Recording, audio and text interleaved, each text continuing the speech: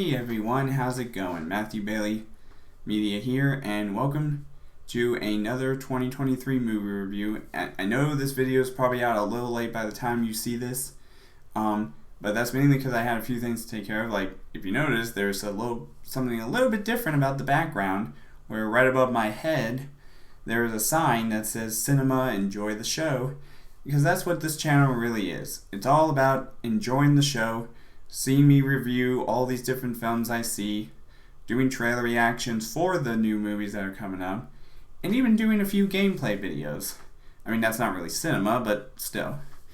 Anyways, going back to this review I'm doing today. Again, this is a late video, but this is my review of Spider-Man Across the Spider-Verse.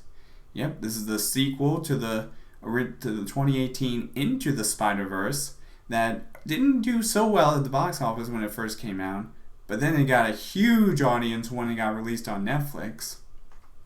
And now we got Across the Spider-Verse, which the original plan was to actually have this be part 1 and have the third movie be part 2, but they decided to change the title for the third film, which I will do a review of whenever that comes out, and that's for Beyond the Spider-Verse. But for Across the Spider-Verse, we again see the story of Miles Morales after he became Spider-Man, and we see a lot of his old friends come back, especially Haley Steinfeld as Gwen Stacy, Spider-Woman.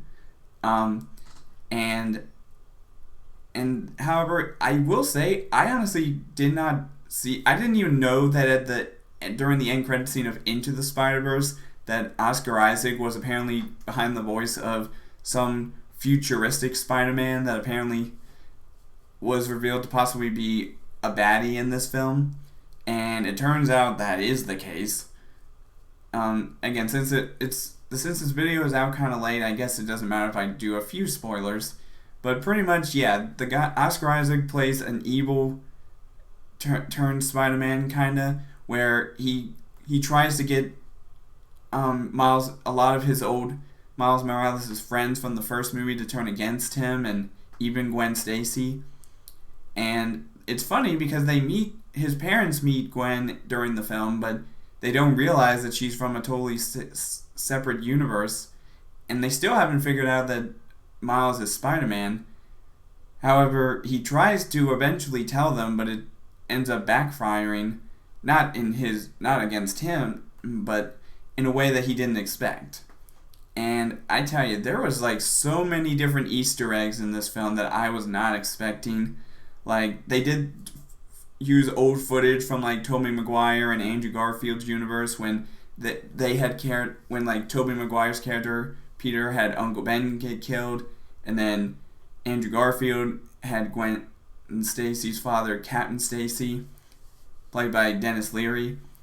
I'm surprised they used his footage of him dying and not Gwen Stacy herself, played by Emma Stone. I'm surprised they had to use her father's death as a way to motivate Andrew Garfield for some reason.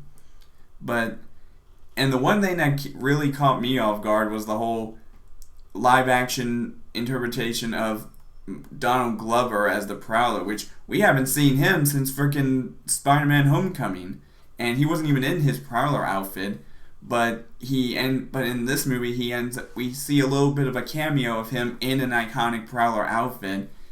Not sure if that's going to be his final Prowler look if they ever bring him back in the MCU, but that was kind of cool that he was actually a live-action version of the Prowler sitting in a cage in a jail cell and have a bunch of animated characters walking by him.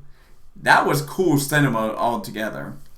I mean, again, I will say the one thing that kind of made me a little frustrated was the way they ended it on a cliffhanger, just like Fast 10 was left on a cliffhanger. But with what happened in the film, I've given some spoilers away, but there's one spoiler I will not give away because I don't think.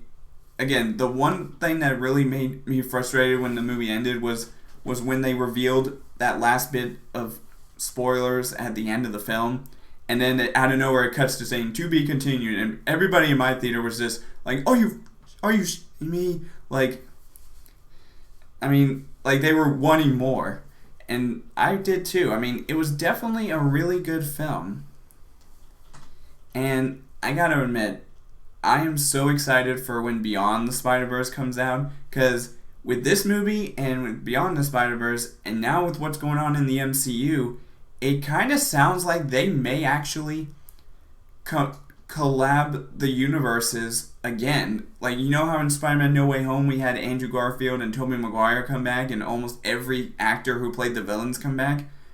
It sounds like Andrew Garfield and Tobey Maguire specifically may end up still being a part of the MCU, and we may even see a live-action Miles Morales be featured in the MCU, but he may not be strictly from the MCU. He'll probably be from like a whole separate universe, the Sony universe that they've been trying to build up.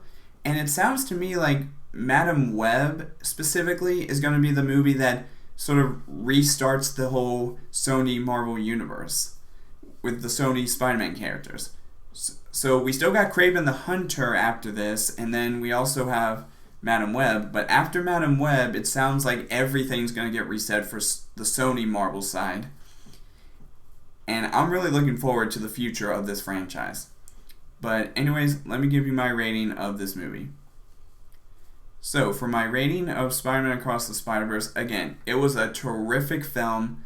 I cannot believe that they made it even... in my opinion, I kind of think it's better than the first movie, which is what most sequels are supposed to do, is try to be better than the first movie. Some franchises have had that be the case, and some have not. But this one is definitely one of the better sequels than the first original film to me. But for my rating, I'm going to have to give this movie a solid 5 out of 5. That's right, that is now 2 movies so far this year that I've given a solid 5 out of 5 to. That the first one being the live-action Little Mermaid.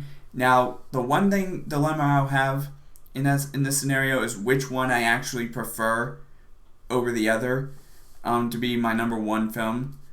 But again, you never know if there's any other films I may give a 5 out of 5 to.